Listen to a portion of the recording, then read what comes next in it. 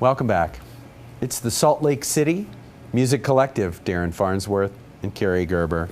Welcome, you guys. Welcome back. It's good to be back. It's good to, of course, it's great to have you back. I love what you guys are doing, and so we have to continue to promote this idea because it's good for the artists. It's good for everybody. It's good for the clubs.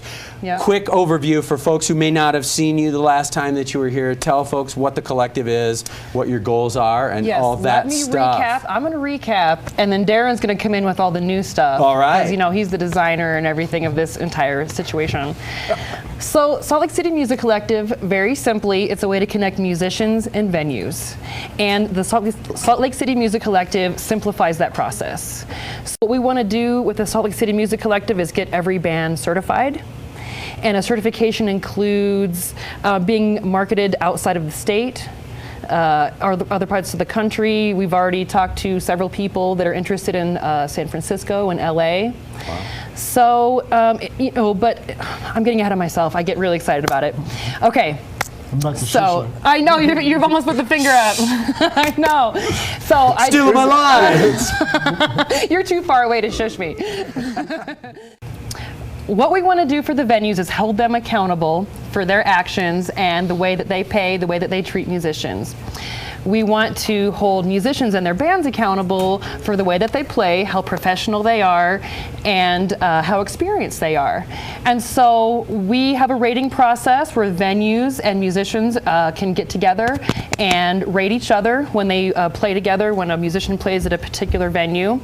And also the venue can rate the musicians and the bands as well. I think the mission is really in itself is fairly clear, and what I love about the concept is that there's kind of exposure to a vast portion of the life and activities, both of club owners, bookers, and of bands that heretofore has been completely opaque. Never. Absolutely. Other than just word of mouth that one band says to the next band, oh, such and such club was terrible, we had a hard time getting paid. And the other thing about all of those kind of word of mouth things is naturally things get amplified, things become less accurate than what actually happened in both directions. Despite my description, this actually simplifies the process.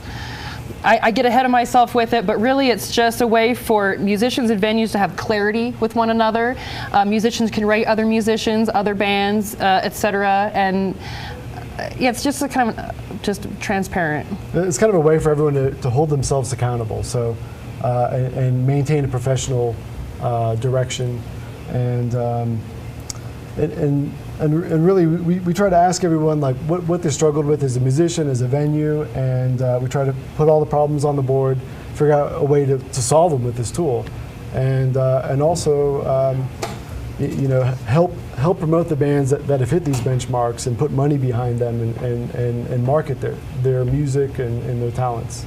And what I like about the concept and the two-way communication, for lack of a better word, is that unlike a Yelp or an Angie's List, where it's kind of a one-way communication medium it's all about rating these restaurants, and I'm sorry, but I've waited tables. You were not a good diner. You were not a good customer, and that is. It goes both ways. It is an important part of the equation. Well, yeah, you got bad service because you're a bad customer, and in this paradigm, both sides have a communication medium and a venue in which to establish their bona fides, and I'm imagining that it's really about this transparency and the openness, both for the bands and for the clubs, that, again, an eBay rating or a Yelp rating, that over time, who you really are comes to the fore because of the multiplicity of entries rather than just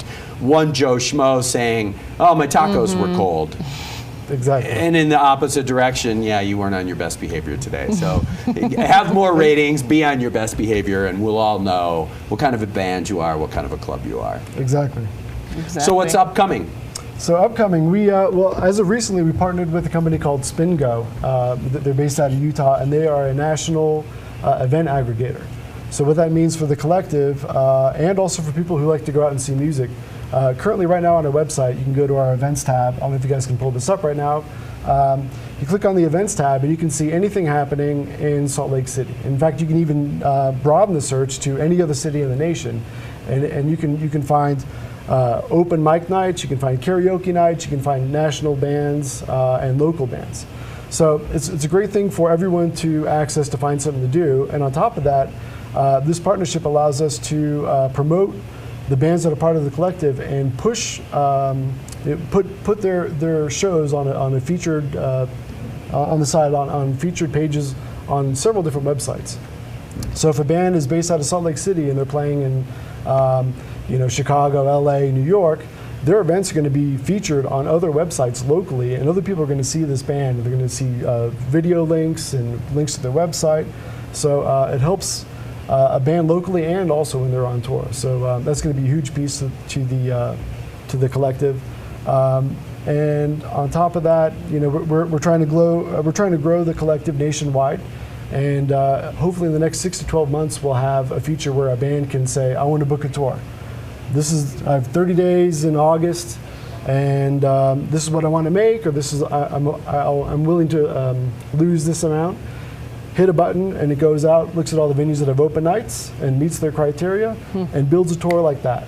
And voila. And any musician who's hearing this right now has got to be fluttering in excitement at the ability to be efficient about going through the booking process. Yeah. And as I'm listening to it, my brain is starting to kind of go crazy with all of the ways in which this can expand. I can only imagine with the amount of time that you're spending with it, all of the ideas that you must have. Best wishes for continued success. I can see how each of these successive meetings that we have here on air is going to have a lot of new features and a lot of new excitement. So best wishes. Tell folks the website address. Yeah, so the website is SLCMC. It stands for Salt Lake City Music Collective, slcmc.com. And yeah, take a look. Especially check out the events page. I mean, it's got everything you need to see. So there's always something good to do every night of the week here in Utah. It's true. It's true. And we have our website launch. Oh, yep. Sorry. So June 24th, we're having a website launch party. So we want to attract venues, musicians, people who just like the music scene. Come on out. We're going to talk about the website in detail. And we'd love to see you there. It's free, 7 o'clock. All the information is on Facebook. Venue? It's at the Music Garage in Salt Lake City. Oh, very good. Great place. Steve Auerbach. Excellent. Thanks, Steve. You guys keep up the good work. Thanks. Best wishes for continued success. You guys get things done. That's one of the reasons that it's my pleasure to have you here and to help you promote this cause and this project. Thanks, Terry. You guys know what you're doing. I appreciate Always that. Always a pleasure.